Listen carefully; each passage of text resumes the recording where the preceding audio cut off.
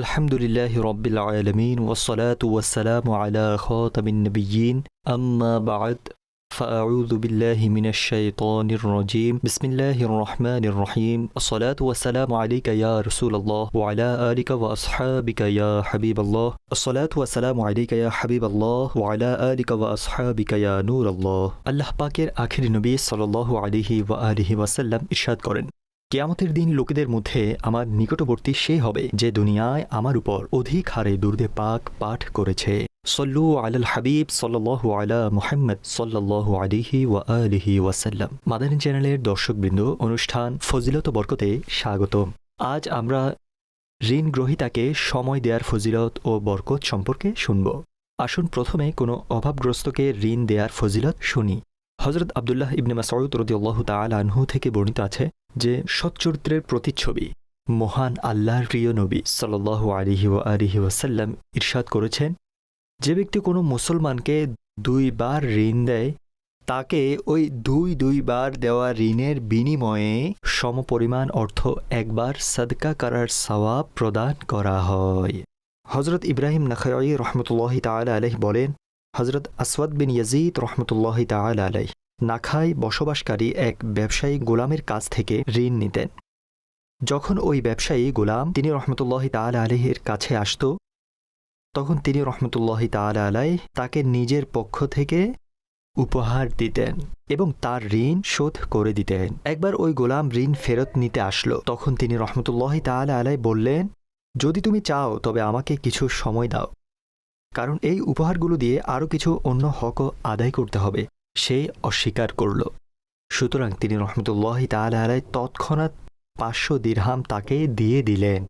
ওই গোলাম নিয়ে চলে যাওয়ার সময় বলল, আচ্ছা রেখে দিন। তিনি রহমতুল্লাহি তাআলা আলাইহি বললেন, আমিও তো তোমাকে এটাই বলেছিলাম, কিন্তু তুমি তো অস্বীকার করেছিলে। ব্যবসায়ী বলল, আমি আপনাকে হযরত আব্দুল্লাহ ইবনে মাসউদ রাদিয়াল্লাহু তাআলা আনহুর রিওয়ায়াত থেকে এই হাদিস পাক বর্ণনা করতে শুনেছি যে খাতামুন নবিয়্যিন সাল্লাল্লাহু আলাইহি ওয়া আলিহি ওয়াসাল্লাম ইরশাদ করেছেন, যে ব্যক্তি দুইবার ঋণ দেয় তখন এর মধ্যে একটির সওয়াব সাদকা করার মতো। তাই হযরত আসওয়াদ রহমতুল্লাহি তাআলা আলাইহি ওই দিরহাম রেখে নিলেন। হযরত আনাস রাদিয়াল্লাহু তাআলা আনহু থেকে বর্ণিত আছে, খাতামুন নবিয়্যিন সাল্লাল্লাহু আলাইহি ওয়া আলিহি ওয়াসাল্লাম ইরশাদ করেছেন, মেরাজের রাতে আমি জান্নাতের দরজায় লেখা দেখেছি যে সদকার সওয়াব 10 গুণ এবং ঋণের 18 গুণ। হযরত বারা বিন আজিব রাদিয়াল্লাহু তাআলা আনহু বলেন, আমি খাতামুন নবিয়্যিন সাল্লাল্লাহু আলাইহি ওয়াসাল্লামকে ইরশাদ করতে শুনেছি, যে রূপ অর্থাৎ টাকা পয়সা ইত্যাদি ঋণ দেয় অথবা দুধের পশু ধার দেয় কিংবা কাউকে রাস্তা দেখায়, সে একটি গোলাম মুক্ত করার সওয়াব পাবে। মাদানী চ্যানেলের দর্শকবৃন্দ, এইমাত্র আপনারা ঋণ দেওয়ার ফজিলত শুনলেন। তো যখন কখনো কোনো অভাবগ্রস্ত ঋণ চায় এবং আল্লাহ করিম ঋণ দেওয়ার সামর্থ্য আপনাকে দিয়েছেন, তো ভালো ভালো নিয়তের সাথে ঋণ দিন এবং হাদিসে মুবারকার মধ্যে বয়ানকৃত ঋণ দেওয়ার ফজিলতের হকদার হন। আসুন ঋণ গ্রহীতাকে সময় দেওয়ার ফজিলত ও বরকত সম্পর্কে কিছু শুনি। যেমন আল্লাহ তাবারক ওয়া তাআলা পারা 3 সূরা বাকারার আয়াত নম্বর 280 এর মধ্যে ইরশাদ করেন, وَإِنْ كَانَ ذُو عُسْرَةٍ فَنَظِرَةٌ إِلَى مَيْسَرَةٍ। কানজুল ঈমান থেকে অনুবাদ। এবং যদি ঋণ গ্রহীতা অভাবগ্রস্ত হয় তবে তাকে অবকাশ দাও সচ্ছলতা পর্যন্ত। এই আয়াতে মুবারকার আলোকে মাওলানা সৈয়দ মোহাম্মদ নাঈমুদ্দিন মুরাদাবাদী রহমতুল্লাহি তাআলা আলাইহি বলেন, ঋণ গ্রহীতাকে যদি অভাবী বা দরিদ্র হয় তবে তাকে সময় দেয়া অথবা ঋণের কিছু অংশ বা পুরোটা মাফ করে দেওয়া বিশাল পুণ্যের কাজ। মুসলিম শরীফের হাদিসে আছে, খাতামুন নবিয়্যিন সাল্লাল্লাহু আলাইহি ওয়া আলিহি ওয়াসাল্লাম ইরশাদ করেছেন, যে অভাবীকে অবকাশ দিল বা তার ঋণ মাফ করল, আল্লাহ করিম তাকে নিজের রহমতের ছায়া দান করবেন, যেদিন তার ছায়া ছাড়া আর কোনো ছায়া থাকবে না।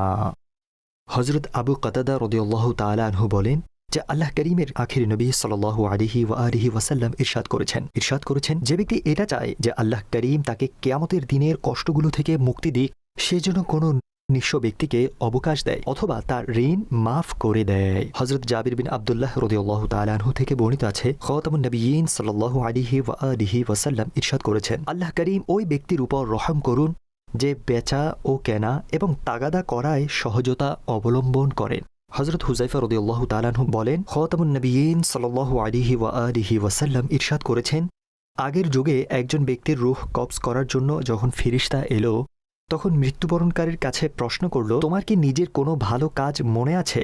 সে বলল, আমার জানা মতে কোনো ভালো কাজ নেই।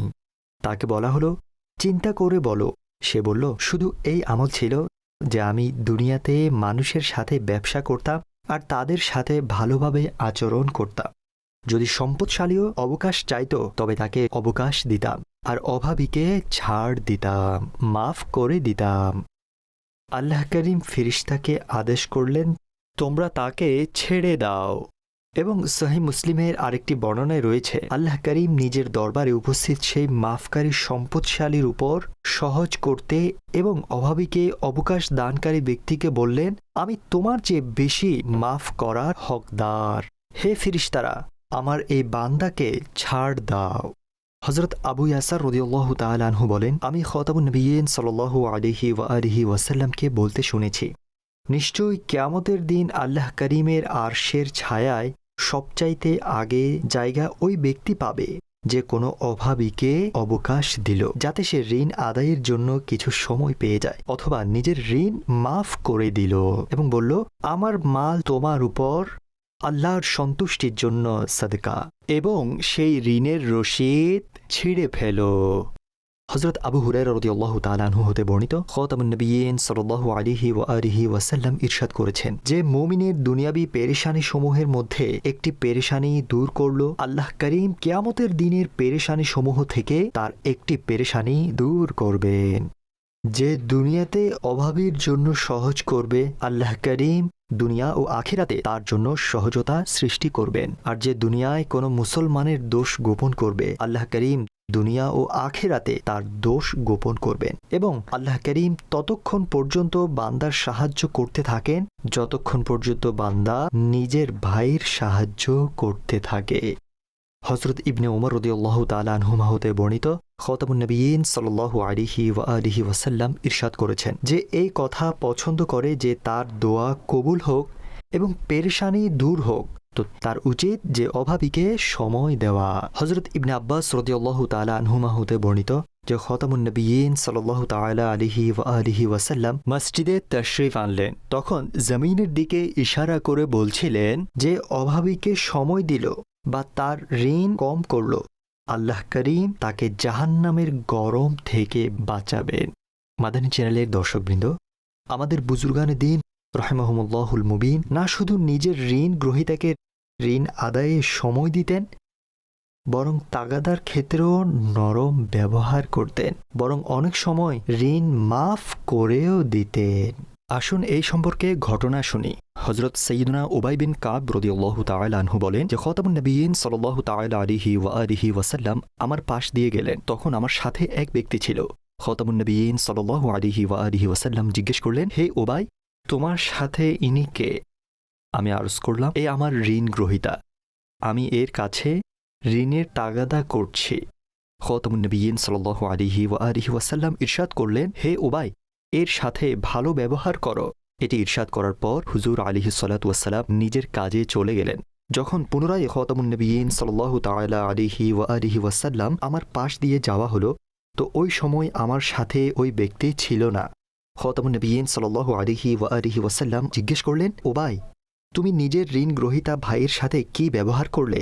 আমি আরজ করলাম, ইয়া রাসূলুল্লাহ সাল্লাল্লাহু আলাইহি ওয়া আলিহি ওয়াসাল্লাম, সে ঋণ আদায় করতে পারছিল না, সুতরাং আমি নিজের মালের তৃতীয় অংশ আল্লাহ করিমের খাতিরে, আর দ্বিতীয় অংশ ইয়া রাসূলুল্লাহ আপনি আলাইহিস সালাতু ওয়াসসালামের খাতিরে, আর বাকি অংশ আল্লাহ করিমের পক্ষ থেকে আমাকে আকীদায়ে তাওহীদের উপর অবিচল থাকার তৌফিক পাওয়ার কারণে মাফ করে দিলাম।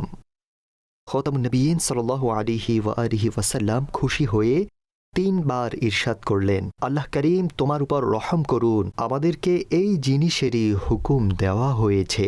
বর্ণিত আছে, হযরত কায়েস বিন সাদ বিন উবাদা রাদিয়াল্লাহু তাআলা আনহু অসুস্থ হলেন, তো তার বন্ধু ও স্বজনরা তার সেবা করতে দেরি করল। তিনি রাদিয়াল্লাহু তাআলা আনহুকে বলা হলো, যেহেতু তাদের আপনার ঋণ দিতে হবে তাই তারা লজ্জার কারণে আসেনি। তিনি রাদিয়াল্লাহু তাআলা আনহু বললেন, আল্লাহ করিম ওই মালকে লাঞ্ছিত ও অপদস্থ করুক যা বন্ধুদের সাক্ষাৎ থেকে থামিয়ে দেয়। তারপর এক ব্যক্তিকে হুকুম দিলেন সে যেন ঘোষণা করে যে ব্যক্তির উপর কায়েস বিন সাদের ঋণ আছে সে তা থেকে মুক্ত হয়েছে, অর্থাৎ সে তা থেকে স্বাধীন। বর্ণনাকারী বলেন এটা শুনে সন্ধ্যা পর্যন্ত সাক্ষাৎ ও সেবা করতে আসা লোকদের এত ভিড় লেগে গেল যে তিনি রাদিয়াল্লাহু তাআলা আনহুর ঘরের সিঁড়ি ভেঙে গেল। হযরত সৈয়দনা শফিক বিন ইব্রাহিম রহমতুল্লাহ তাআলা আলাইহি বলেন, আমি একদিন হযরত ইমাম আবু হানিফা রহমতুল্লাহ আলাইহি এর সাথে কোনো রাস্তা দিয়ে যাচ্ছিলাম, আর তিনি রহমতুল্লাহ তাআলা আলাইহি কোনো অসুস্থের শুশ্রূষা করতে যাচ্ছিলেন। তিনি রহমতুল্লাহ তাআলা আলাইহি এক ব্যক্তিকে দূর থেকে আসতে দেখলেন, কিন্তু সে তৎক্ষণাৎ নিজেকে হযরত ইমামে আজম রহমতুল্লাহ আলাইহি থেকে আড়াল করে রাস্তা বদলে নিল। তিনি রহমতুল্লাহ তাআলা আলাইহি তাকে নাম ধরে ডাকলেন এবং বললেন, তুমি যে রাস্তায় আছো সেই রাস্তাতেই চলে এসো, অন্য রাস্তা অবলম্বন করো না। সে দেখল যে ইমামে আজম রহমতুল্লাহ তাআলা আলাইহি তাকে চিনে ফেলেছেন এবং ডেকে নিয়েছেন, তাই খুব লজ্জিত হল এবং ওখানেই থেমে গেল। তিনি রহমতুল্লাহ তাআলা আলাইহি তাকে জিজ্ঞেস করলেন যে তুমি নিজের রাস্তা কেন পরিবর্তন করলে? তখন সে জানালো যে হুজুর, আমার জিম্মায় আপনার 10,000 দিরহাম ঋণ আছে এবং এই বিষয়টি অনেক দিন হয়ে গেছে, কিন্তু আমি আপনার ঋণ শোধ করতে পারিনি, তাই আমার আপনাকে দেখে খুব লজ্জা লাগলো। তিনি রহমতুল্লাহ তাআলা আলাইহি তাকে বললেন, সুবহানাল্লাহ, তোমার এই বিষয়টি এখানে পৌঁছে গেছে যে তুমি আমাকে দেখলে আর আমার থেকে ঋণের তাগাদার ভয় এবং লজ্জার কারণে নিজেকে লুকিয়ে নিলে। যাও, আমি তোমাকে আমার সমস্ত ঋণ মাফ করে দিলাম। আমি নিজেই এর উপর সাক্ষী থাকলাম।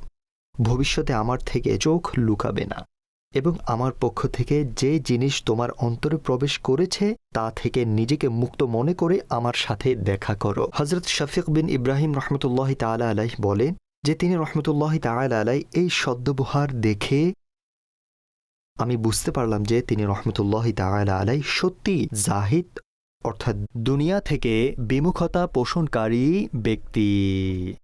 মাদানী চ্যানেলের দর্শকবৃন্দ, আপনারা দেখলেন তো আমাদের ইমামে আজম আবু হানিফা রহমতুল্লাহ তাআলা আলাইহি নিজের ঋণ গ্রহীতার লজ্জার কারণে লুকিয়ে রাস্তা পরিবর্তন করাও সহ্য করলেন না এবং পূর্ণ সদ্ব্যবহার ও মহানুভবতার প্রদর্শন করে তার সমস্ত ঋণ মাফ করে দিলেন। আমাদেরও যদি এমন মানসিকতা নসিব হতো যে আমরাও নিজের ঋণ গ্রহীতাদের সাথে তাগাদার ক্ষেত্রে নম্রতা অবলম্বন করে এবং সম্ভব হলে ভালো নিয়তের সাথে মাফ করে দিয়ে পুণ্য ও প্রতিদান অর্জনকারী হয়ে যেতাম। মনে রাখবেন, কিছু লোকের অভ্যাস থাকে মেহনত ও কষ্ট করার পরিবর্তে অন্যদের থেকে ঋণ নিয়ে নিজের দিন পার করে, আর ঋণ নেওয়ার পর ফেরতও দেয় না। তো এমন লোকদের ঋণ দেওয়া উচিত নয়, যাতে তাদের মধ্যে হালাল রিজিক অর্জনের চেষ্টা তৈরি হয়, তার চিন্তা তৈরি হয় এবং সে মানুষের সামনে হাত পাতা থেকে বেঁচে যায়।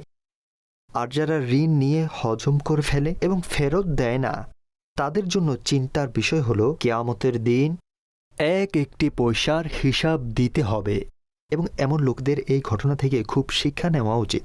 যেমন বিখ্যাত তাবেঈ বুজুর্গ হযরত সৈয়দনা ওয়াহাব বিন মুনাব্বিহ রাহমাতুল্লাহি তাআলা আলাইহি বলেন, বনি ইসরাইলের এক যুবক গুনাহ থেকে তওবা করল, তারপর 70 বছর এক টানা ইবাদত করতে থাকলো, রাত জাগত এবং দিনে রোজা রাখত, না কোনো ছায়ার নিচে আরাম করত আর না কোনো ভালো খাবার খেত। যখন তার ইন্তেকাল হয়ে গেল তখন তার কিছু বন্ধু তাকে স্বপ্নে দেখে জিজ্ঞেস করল, মা ফাআলাল্লাহু বিকা, আল্লাহ তোমার সাথে কি আচরণ করেছেন? সে বলল, আল্লাহ করিম আমার হিসাব নিলেন এবং তারপর সব গুনাহ মাফ করে দিলেন, কিন্তু একটা শলা যা দিয়ে আমি তার মালিকের অনুমতি ছাড়া দাঁতে খিলাল করে নিয়েছিলাম, আর এই বিষয়টি বান্দার হক সম্পর্কিত ছিল আর সেটা মাফ করানো রয়ে গিয়েছিল। এই কারণে আমি এখন পর্যন্ত আল্লাহ পাকের জান্নাত থেকে আটকে আছি।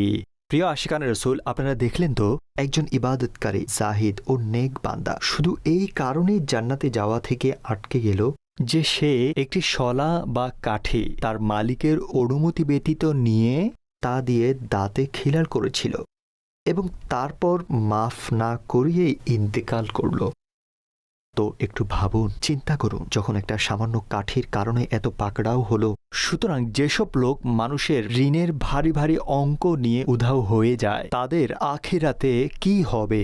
আল্লাহ করিমের কাছে দোয়া করি আমাদের মানুষের ঋণ চেপে রাখা থেকে বাঁচান, মানুষের মাল খাওয়া থেকে বাঁচান, এবং আমাদের কাছে কেউ ঋণ চাইলে এবং আমাদের সামর্থ্য থাকলে আল্লাহ করিম আমাদের খুশি মনে তাকে ঋণ দেওয়ার তৌফিক দান করুন। আর যদি সে দিতে না পারে, অভাবী হয়, দরিদ্র হয়, আল্লাহ করিম আমাদের মাফ করার কিংবা অবকাশ দেওয়ার মানসিকতা ও শক্তি দান করুন।